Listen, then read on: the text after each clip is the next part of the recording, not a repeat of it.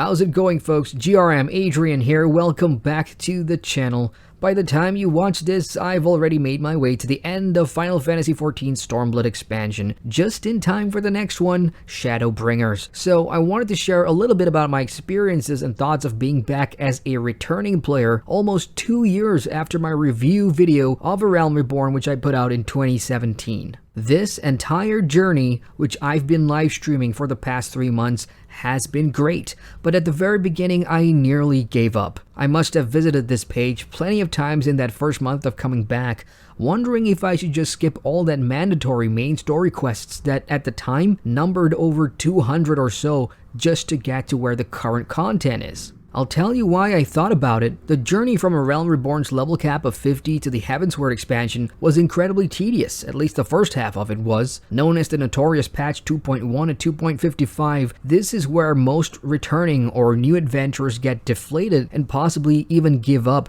on the long slog to see the game's first expansion. For current players who scoff at hearing that, understand that at the time when the patches were current content, you only had 20 or so quests to do every few months, but newcomers have no choice but to do the whole lot at one go, which doesn't help, especially if you're like me, returning and trying to catch up to the content just to hit Shadowbringers on time. These prerequisite patches had every questing formula in the MMORPG playbook: kill quests, fetch quests, and the annoying part over the world and return a second later to turn in types, and to me at least it just felt dull and all over the place. See, the game at that point was introducing story beats at a snail's pace, and on top of that opening new narrative threads and adding more characters into the mix, giving the entire narrative arc a giant messy flavor of the patch kind of feel. You'd be progressing this plot for a few quests, hit a dead end, and go start another storyline immediately without tying up that loose thread. And because it's story quest heavy, it's easy to burn yourself out, especially if you don't throw in the odd dungeon,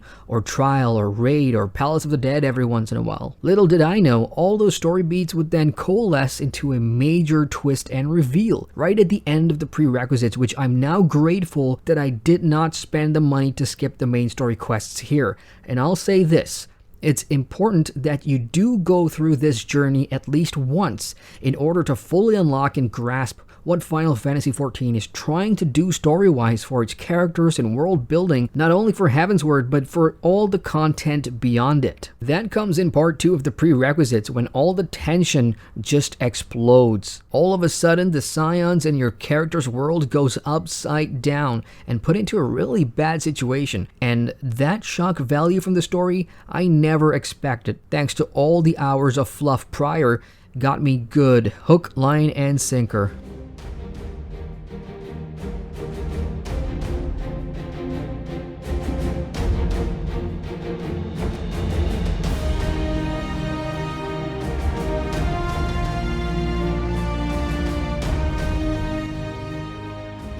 And without spoiling too much, that's how my journey to make things right as the Warrior of Light began in Ishgard with the Heavensward expansion. With nowhere to turn to for help thanks to recent events, we come to Ishgard to seek refuge and plan our next steps, but find ourselves embroiled in the nation's 1000-year war with dragons, and little did we know we have a big part to play in the shaping of Ishgard's future, not only as a nation, but for the entirety of Eorzea too.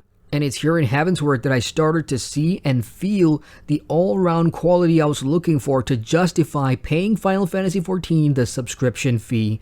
Simply put, Heavensward is one of the best MMORPG expansions I have ever experienced, and there were points playing through it where I felt like, damn, this could be a standalone single-player RPG with a story and it would still sell. Now top it off with the story continuity from the previous patches, plus all the MMO content in the form of the zones and the zone side quests, the fates, the dungeons, the trials, and more, and it truly felt like the complete package. Premature at the time, but completing Heavensward as an expansion and going through the narrative ups and downs alongside these story characters, both old and new, made going through the long prerequisites totally worth it. It's not a perfect expansion, obviously, nor is the story and characters universally liked, as that's pretty subjective, but comparing Heavensward to what I remember from A Realm Reborn, the increase in quality across the board is immense in the writing and the music and the soundtrack, the story pacing, dungeons and trial fight mechanics, quality of life features. The difference was night and day. More importantly though, any concerns that I had about future patches and prerequisites feeling long and sluggish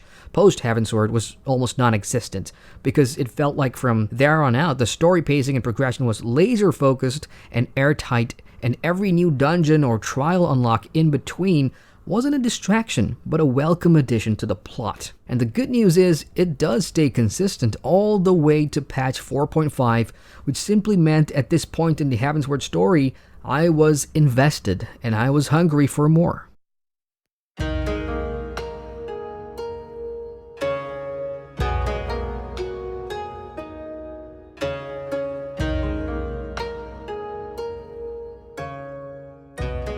And then we come to the game's second expansion, Stormblood. Not going to lie, based on my experience in Heavensward, my expectations were really high. I wanted to experience another narrative journey that would move me, and parts of the Stormblood expansion delivers. Story-wise, the game brings an old threat to the forefront, and we see our companion story characters reaching the heights of their own story arcs. For example, some of them becoming leaders and wanting to liberate their homeland of Ala Mhigo, and that's pretty much where it all starts, when things go wrong and Eorzea is forced to open a theater of war on the border of Ala Mhigo. Things go south, and our characters and the Scions then make a maiden trip to the Far East for the first time in Final Fantasy XIV. Coming to Kugane and soaking in FF14's take on a fantasy Japan setting was pretty awesome. It felt exotic and cultural, and not just in one or two spots like Kugane, but most of the Far Eastern zones in general, with the new races and biomes that get fleshed out pretty well in the main and side stories. The new characters are welcome additions too, and have major parts to play down the line, but it does take a while to get to those good bits. Stormblood felt longer than Heavensward in duration, and that's down to the sudden shift to the Far East. It also felt like deja vu most of the time, having built up a resistance in Ala Mhigo in the first act only to fail, and now we're doing the same thing over here in the Far East before everything comes to a head in the third act. And that's why I felt the pacing suffers somewhat. Unlike Heavensward, which I felt had a proper reason for conflict, with villains that weren't black and white, Stormblood's baddies were just plain and bad for the sake of being the bad guy. This, of course, I've come to learn is what Square Enix does to mask a higher villainous power in the background, which are the Ascians. But again, at the time, players wouldn't know that because all that plot reveal happens almost at the end, and it does take a while to get there. But that's good investment for a story payoff much later on. Nevertheless, Stormblood was still enjoyable for me, mostly in part due to the growing nature of how the game now starts to put you, the Warrior of Light, at the front and center almost all the time. Prior to this, it can feel like you're playing through an MMO story that isn't really about you, but the shapings of people, places, and powers that surrounds you instead, and you're just caught in between. Not in Stormblood though. This expansion is an ego booster to the player's character and does set up Shadowbringers nicely. But what about the more general aspects of Final Fantasy XIV beyond just story progression? From a character standpoint, since my return, pre-expansion patches felt like I was going nowhere. Those series of quests offered paltry experience points, which meant that for almost 100 quests I was stuck at level 50 all the way through Heavensward, and that's without doing any daily roulettes or content in between, which would have made leveling go faster. I learned that lesson, of course, and made sure I did as many dungeons and trials and alliance raids as I could all the way through Stormblood. During the expansion content itself, all of that changes, of course, and you do feel the growth of your class's jobs. I made the change from Dragoon to Samurai, and learning my new job and unlocking new skills, doing the rotations, plus getting stuck into the job story quests were all helpful in making me feel like I was gaining ground. Gear was never really an issue for me. The MSQs offers decent gear, plus there's vendors that you can barter gear sets for using tomes was another good option, and when that failed, simply go to the auction house. Perhaps the only area I haven't given a second look at was PvP in Final Fantasy XIV, and that's due to my experience way back in A Realm Reborn, and maybe I'll give it another go soon, but to me, this MMORPG and what I want to enjoy from it comes down to the PvE story content and group content, which I find to be the best things on offer on a consistent basis. So, my final thoughts as a returning player. That was an adventure worth going through at least once.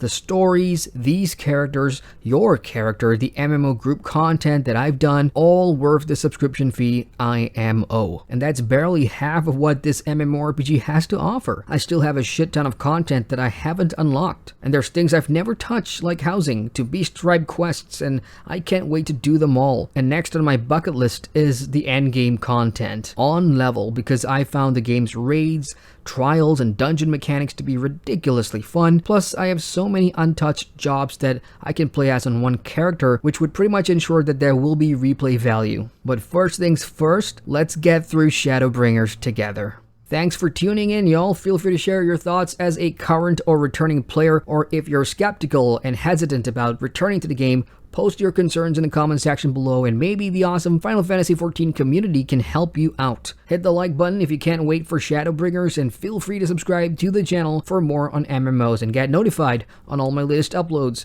Once again, I'm Adrian, and I thank you for watching. Hey folks, thanks so much for watching that video. If you guys want to watch more, you can click the subscribe button at the bottom there, or somewhere over here.